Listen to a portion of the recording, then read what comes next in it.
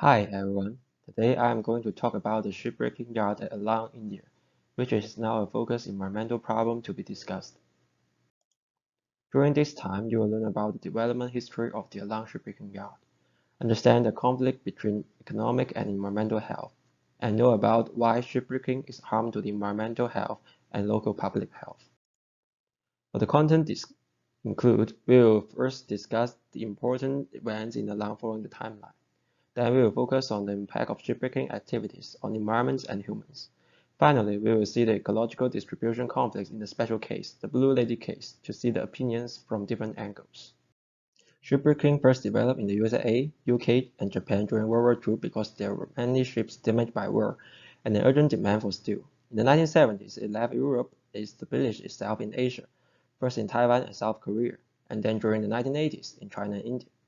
After the first ship beach in Alang, the local shipbreaking industry developed rapidly in the 1990s. The Alang shipbreaking yard has already become the world's largest shipbreaking yard. But later in 1992, the Basel Convention, an international treaty that was designed to reduce the movement of hazardous waste between nations, entered into force. Then in 1998, abysmal working conditions and pollution in Alang first documented by Greenpeace, and people started to notice the shipbreaking pollution. During the next 10 years, due to the convention and pollution problems, other countries gradually reduced the transfer of abandoned ships to Alang for dismantling. Good news is that in 2010, Japan and the local government have joined hands to upgrade existing Alang shipyard. The two have signed a document which focuses on technology transfer and financial assistance from Japan to upgrade the yard at Alang to the international standards and later more cooperation from other countries. And the local government had conducted a ship recycling code to manage the shipbreaking industry better in 2013. People also started to focus the health status of the workers there. In 2019, multi-specialty hospital was inaugurated in Alang to provide immediate medical service for workers.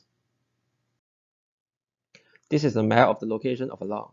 Alang and Sosia are the two local villages that give the name to the shipbreaking yard, ASSBY. The district, originally based on farming and fishing, is under the industrialization and urbanization. The Gujarat state, historical and main center of trade and commerce, has one of the fastest growing economies in India. As shown in the picture, we can see the number of ships dismantled in Alang changes over time each year. Corresponding to the timeline mentioned above, ASSBY gradually developed to the 1990s, after the introduction of conventions and various environmental policies. The number of ships fell back for a short time. As people began to pay attention to and deal with the problems caused by shipbreaking industry, the number of ships continued to decline from 2000 to 2010, until the government accepted international cooperation to improve the local shipbreaking industry. The number of ships began to recover. And now we are going to talk about the environmental pollution and the hazards caused by shipbreaking industry. These two pie charts show the weight and value of each recovered part in the process of dismantling the ship. We can see that most of the recycled items are rerollable ferrous scrap and iron plates and reconditioned machinery, which are also the most important value of the recycled items. The remaining remelting scrap, non-ferrous metal, furnace oil, and wooden and furniture account for the remaining 10% of the recycled value. In the process of recycling, there is no doubt that a large number of pollutants will be generated. There are 8 main pollutants in the process of ship dismantling, each of which has great harm to the environment or human body. Physiochemical properties from liquid waste such as salt, acid, and paint can cause the seawater toxic and accelerate the seashore erosion.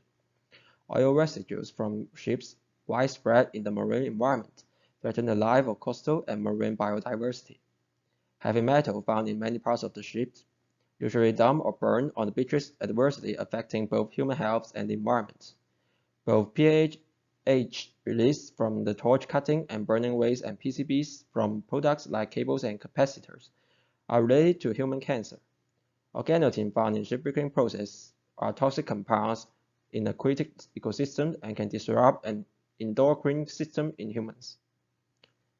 Asbestos, the most important atmospheric pollutant in shipbreaking activities, causing asbestosis in humans. Other atmospheric involved refrigerants are hazardous to the ozone layer. This graph shows the heavy metal concentration comparison between Alang and Southeast Coast normal level. Whether it's cadmium, copper, lead, or zinc, The concentration of heavy metals in the Alang seawater is hundreds of times the normal level. Despite the fact that the water is flowing and diluting the pollution, the concentration of heavy metals is likely to remain high due to years of shipbreaking in the area, continuing to cause irreparable damage to the local ecosystem and people who work in Alang.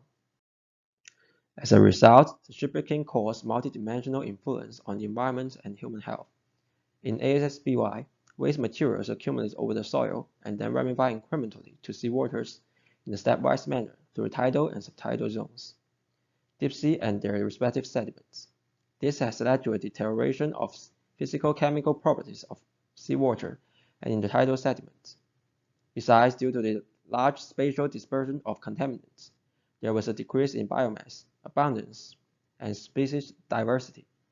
What's more, in the tidal zone, vegetation was disappeared, and pathogenic and non-pathogenic bacteria threatened human health appeared.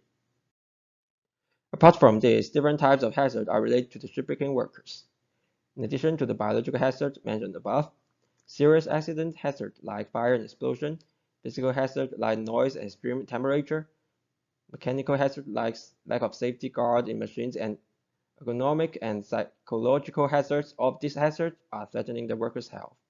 Therefore, many different voices came out on the shipbreaking yard.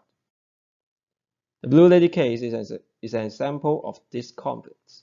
This ship with imbued asbestos, which will cost 70 million euros to decontaminate, was discarded to ASSBY and was first planned to enter India, but later allowed. During that time, international organizations carried out campaigns. NGOs and activists engaged in judicial activism, and the local expressed oral complaints to authorities to stop the ship from entering. People from all walks of life took part in this action. Though the ship was allowed to be dismantled by the final court, the incident had drawn attention to the problems caused by shipbreaking and the government's determination to make changes. To sum up, after being the largest shipbreaking yard in the 1990s, the pollution in ASSBY has been documented and discussed, and after the Blue Lady case in 2007, the government started to cooperate with the international partners to help solve this problem and try to upgrade the yard at Alang to the international standards. That's all. Thanks for listening.